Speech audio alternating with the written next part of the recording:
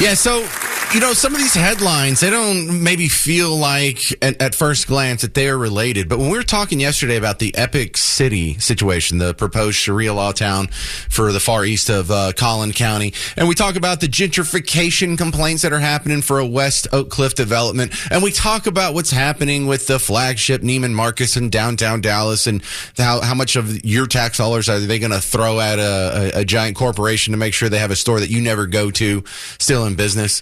There's so many of these things weave on top of each other, and you could even put DOGE in this same genre. We're all talking about when we want to actually make progress and make change and move this society forward, what's the best way to do it? For those of you people who are on the board with the idea that the solution to so many of our perceived injustices is another government program or another taxpayer-funded whatever, I think you're going to have to come off that position because there's just too much evidence against you. 800-288-9227. What do you think? 800-288-9227. This is Deb in Vancouver. You're on WBAP. What do you think? Hi. I think that it's urban renewal. And I don't know necessarily the details of the different districts in Dallas, but you did mention on your broadcast that Dallas has been in a state of urban renewal for many years. And in those years, it takes a long time to feel inflation on the ground. And so sometimes urban renewal can overlay with inflation and cost of living expenses because there hasn't been a grassroots movement in your locality. Because in order to cap a property tax, that has to be a constituent initiative that's put on a special ballot. It's not something that the diplomat can self-serve themselves to do on behalf of their constituents. It seems like a proactive society that's in tune with everyone, that would be the way that the clogs turned in the clock, but that's not how it works. We have to make that initiative as a people. And then I'm not trying to say that you are misusing the term, but if it's not gentrification, if it's these two other terms overlapping, we're propagating this other term, and that misinforms people a little bit. I don't even know where you stand on this. Are you in favor of gentrification or not, or the developments? I'm in favor of tax dollars going towards urban renewal. I'm not in favor of propping up businesses that should have closed 20 years ago. I'm not in favor of kicking people out that are low income. I'm not in favor of diplomats acting without authority. But I am all about people sticking up for what they feel is right. And I am all about properly informing people and calling things what they are. And if we overlook that this isn't one neighborhood this one time, it's the entire city over time. Yeah, see, but I think we agree in principle, but where you lost me is when you think taxpayer dollars should be used for urban renewal. Because once you say the taxpayer dollars should be used for urban renewal, you're putting that in the hands of the politicians and the power brokers who are necessarily going to decide who gets those tax dollars, where they're going to be spent. And, you probably noticed a hell of a pattern where it ends back up in their political allies' hands and the hands of their donors. Do you feel like local dollars should not stay local? Well, I don't even know how that's... That's what I meant. That's what I meant. I meant like Texas tax dollars should go to fixing Texas.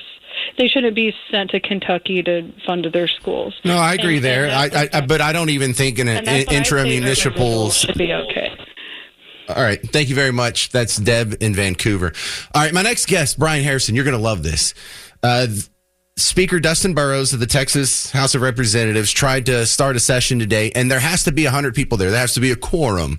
And there was only, when you counted it up, 63 people there. And so they were trying to just pass this off as if they were going to do some legit business, but the whole hearing was illegal. And everyone was going along with it, except for our hero, Brian Harrison. He's a state rep out of the Midlothian area, if you hadn't heard him on the James Show 5 times already. He has a bell like Tio Salamanca in Breaking Bad. Remember the guy that just rang the bell? Ding, ding, ding. So you don't actually hear Brian Harrison say anything. You hear Dustin Burrows hit the gavel 3 times and then try and start the hearing. And then the bell keeps going off because there's like a whatever it's called, parliamentary point of order or something else nerdy that I don't understand. But listen, I think this is our boy Brian Harrison on the bell in the background. So this got shut down real quick. The House will come to order. Let me start over so you can hear the gavel and make it all official, right? The House will come to order. Members, please register.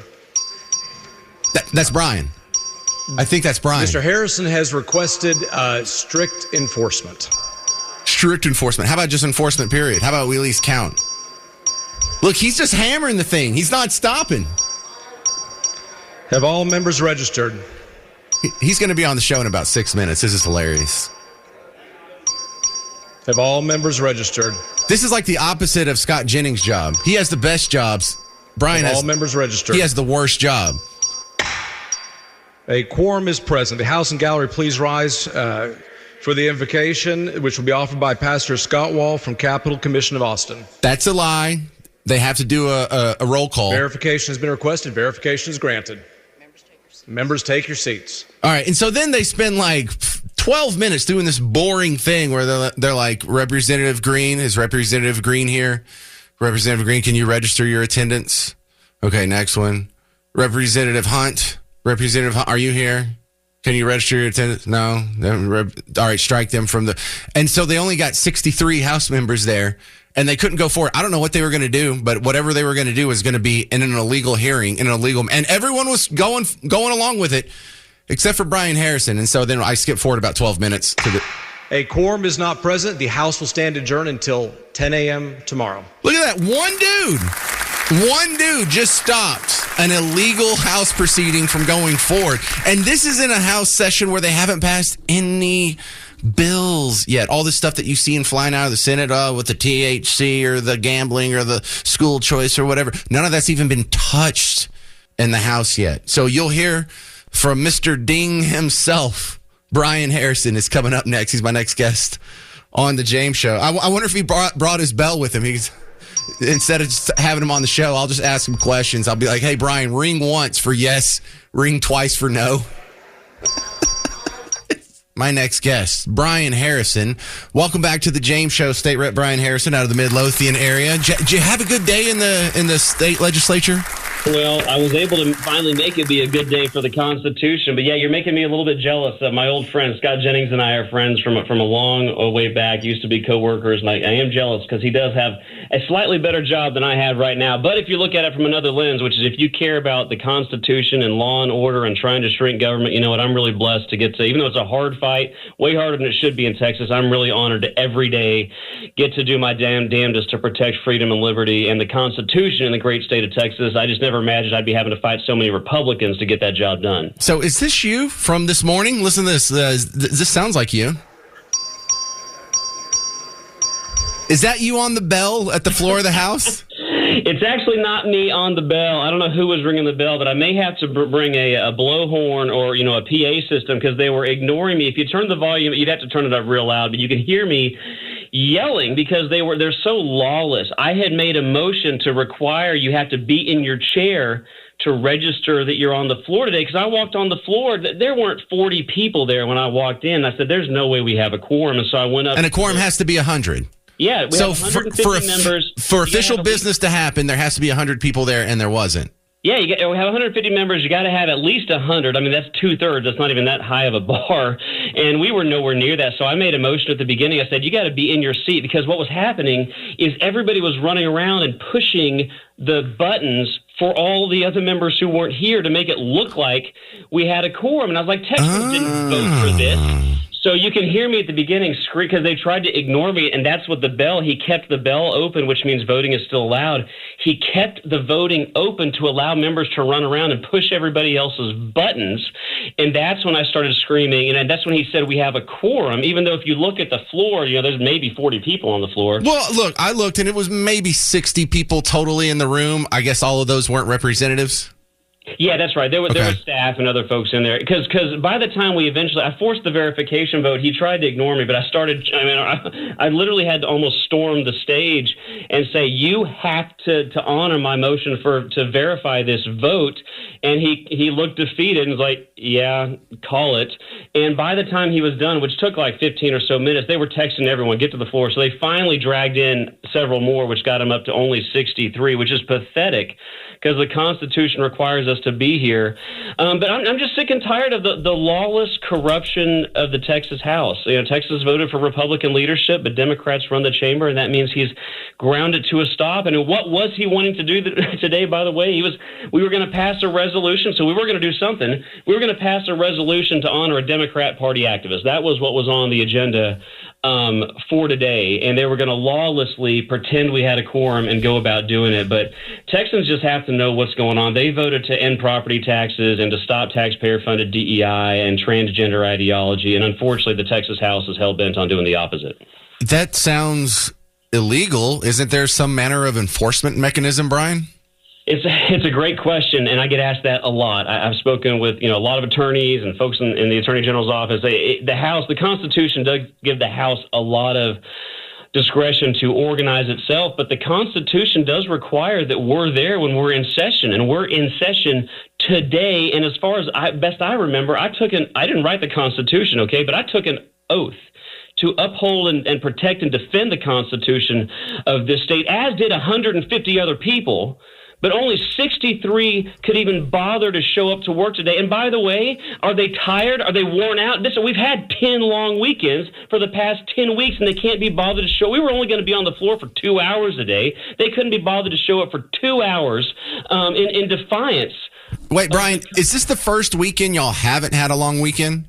Well, it turns out we are having a long weekend because no one's here. But right. This was going to be, I think, the first Friday that they've even bothered pretending to have us work on the floor of the House. And the reality was it was just to honor, do another couple meaningless resolutions and then to honor some, former politicians. It wasn't actually to do the work. People are still waiting for us to debate a single bill. There's never been a bill on the floor. Next Tuesday, they finally set the first bill. Get this, I'm not making this up. Over half a session's gone. We got 88 Republicans who have all filed bills. And who does the number one bill, the first bill, the top priority for Dustin Burrows, our Rhino Speaker, the first bill we're going to put on the floor is a Democrat bill written by a literal Democrat. Okay, so Brian, we're doing a little something about it. We had talked about making the S list or the Rhino bounty list or whatever.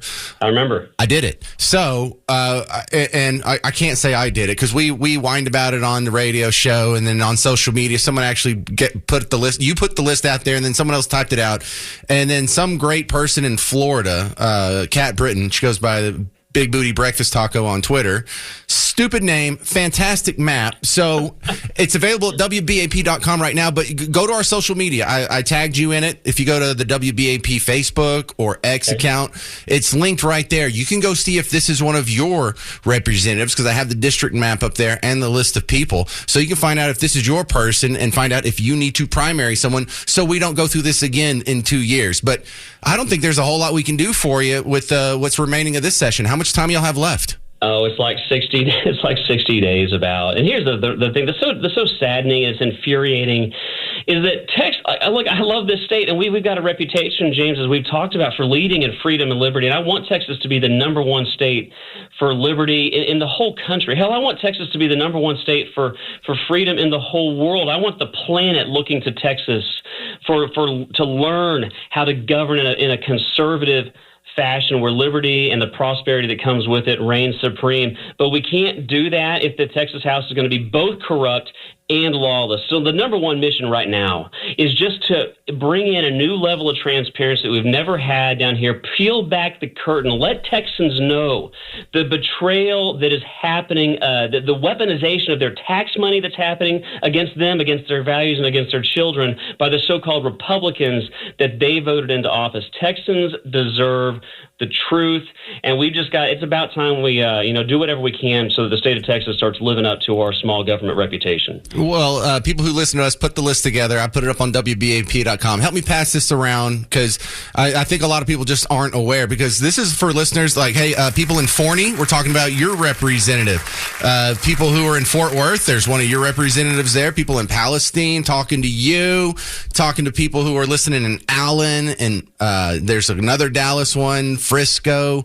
We all need a little help getting these rhinos out of there. Thanks for doing that. I'm going to go find it on your social media, but thank you, James, for doing that, because it is so important that Texans, if we accomplish nothing else this session, then for Texans to understand what is really happening in their name under the pink dome in the Texas Capitol, that itself is progress. But I think for too long, Texans have not been able to comprehend that it was even possible that people that they voted for to stand up to the Democrats were actually colluding with those Democrats, voting to put them in power and enabling them to pass a leftist socialist agenda, which we're about to do. This budget we're about to pass, by the way, they banned public testimony. The budget's being debated in the committee, House committee on Tuesday or Monday. They have banned the public. The people who are paying for the budget are not allowed to come and speak. The lawlessness of the Texas House leadership knows no bounds, and I'm trying to I appreciate what you're doing. Brian, that bell means we're out of time. Thank you very much. Brian Harrison, state rep out of the Midlothian area. Thanks for being on the James Show. If you want the list, let me know. I'll get it to you. DOGE is finding even more crazy waste, fraud, abuse. Some of this is just human error. Some of this is just the legacy of having old systems that have never had any incentive to be updated.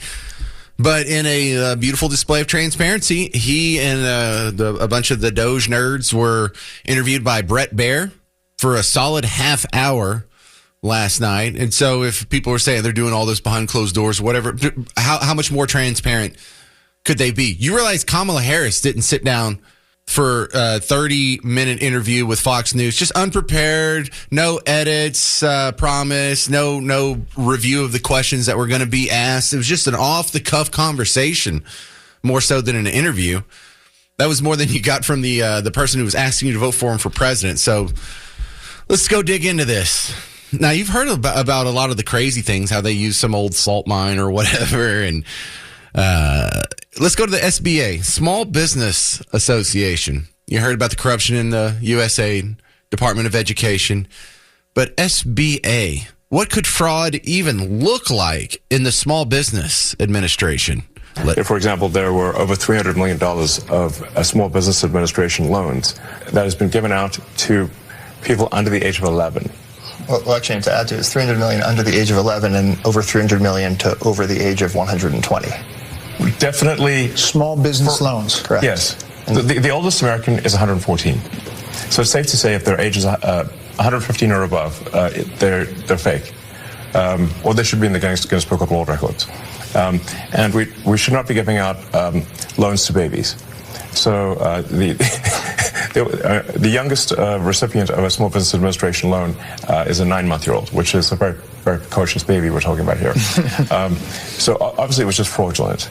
And they do terrible things. They actually will see that a kid's been born. They will steal that kid's social security number and then take out a loan and leave that kid with a bad credit rating. There's literally a baby. The terrible things are being done is what we're saying. So if you put the best case scenario on a situation like that, obviously there's some neglect involved there. Is it malicious neglect? Is it active neglect? Or is it passive neglect? Or, how easy would it be to fix this? Because a lot of it seems like if you just have these computer systems actually talk to each other, then that would kind of solve some of these problems. That, anytime one system says, hey, we got to report that this person died, then they would die across all the other systems. So, when Social Security finds out that this person has passed away, then the SBA will know that, we can't give them a loan. Or if someone's applying for a loan and they can talk to Social Security, then they can say, you're only 9 months old, then we will reject this. So a lot of this really is just coming down to tech support. Can it be that easy? When I say that our job is tech support, I really mean it. Yeah. We have to fix the computers. If the computers can't talk to each other, you can't get research done. If the computers can't stay online, people won't receive their Social Security.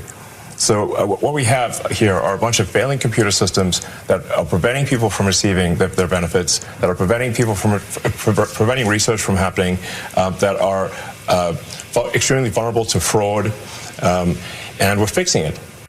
One of the wildest things they said in the interview last night was that Social Security has a call center where you can call in and ask questions or call in and try and get your direct deposit information changed. And they said 40% of the incoming calls to Social Security were scammers. 40% of people they got your grandma's info.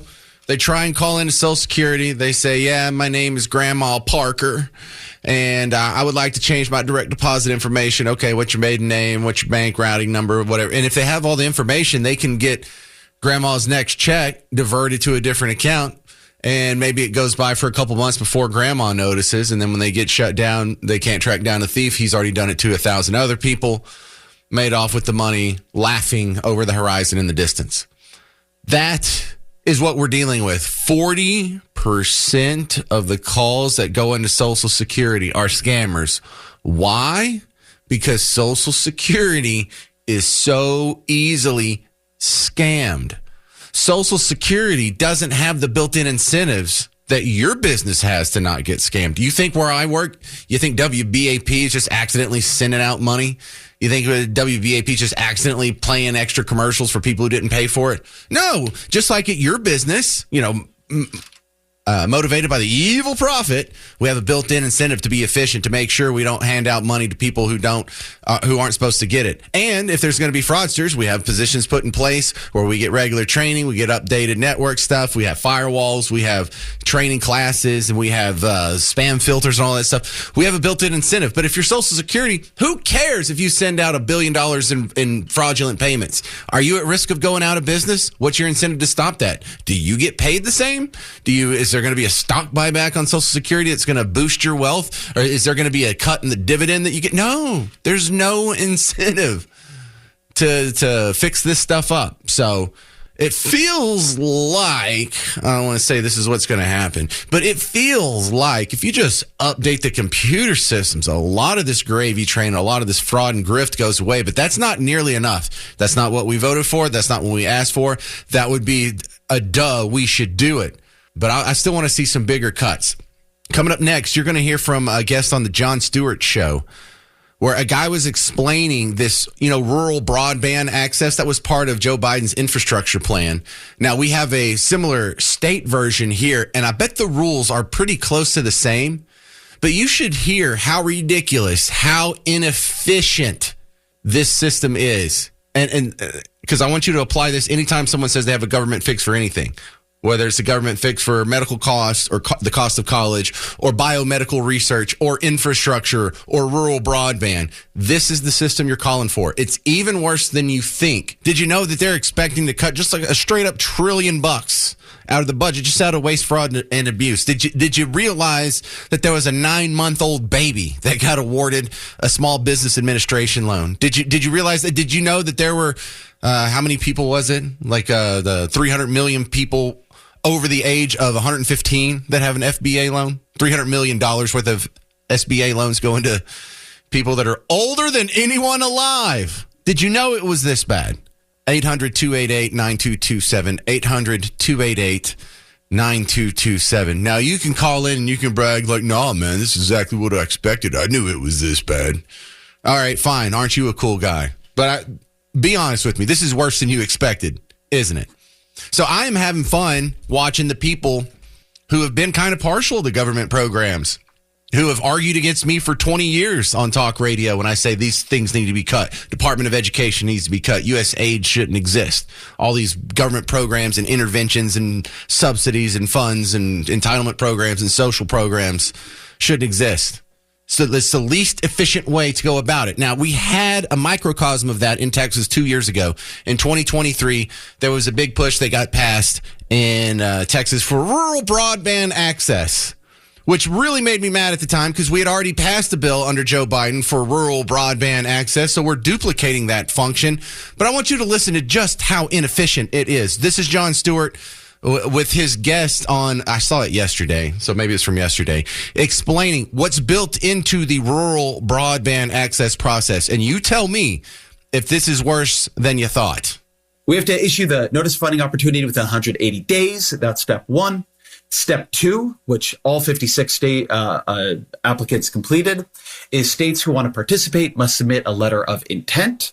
After they do that, they can submit a request for up to $5 million in planning grants. Then the NTIA, step four, has to review and approve and award, again, planning grants, not broadband grants, planning grants. And it's still at the NTIA. It's still at the first. Just planning. Step four, the requests are reviewed, approved, and awarded by the NTIA. It took more than 3 years. So it's a long time. So we're only at step 4 and we're 3 years into it. How many steps do you think there is before someone gets broadband out of this bill? We continue. States must submit a 5-year action plan. So the states kind of go back and they kind of think about how they're going to do this.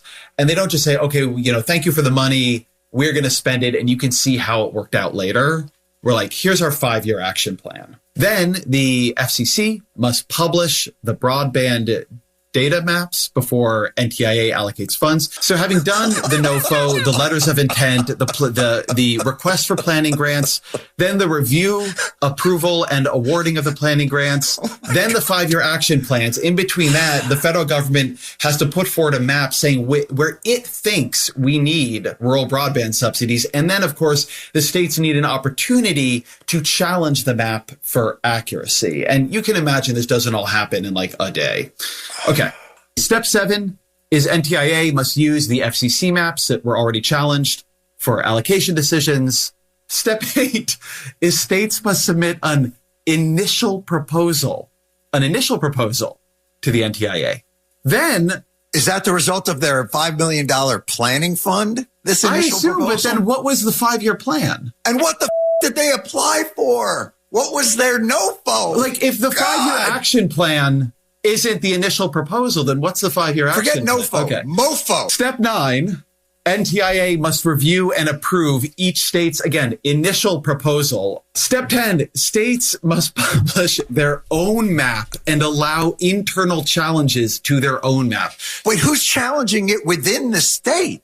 Well, organized interest groups, environmental groups. And this is where you have the gentrification hearings. We're on like step 9, 4 years into the development process. This is where the gentrification hearings that they were having yesterday in West Oak Cliff, that's where they can come in and they can come up the works too. No group specifically, but literally anybody. This is step 11. The NTIA must review and improve the challenge results and the final maps. Step 12. States must run a competitive sub-granting process. Oh my God.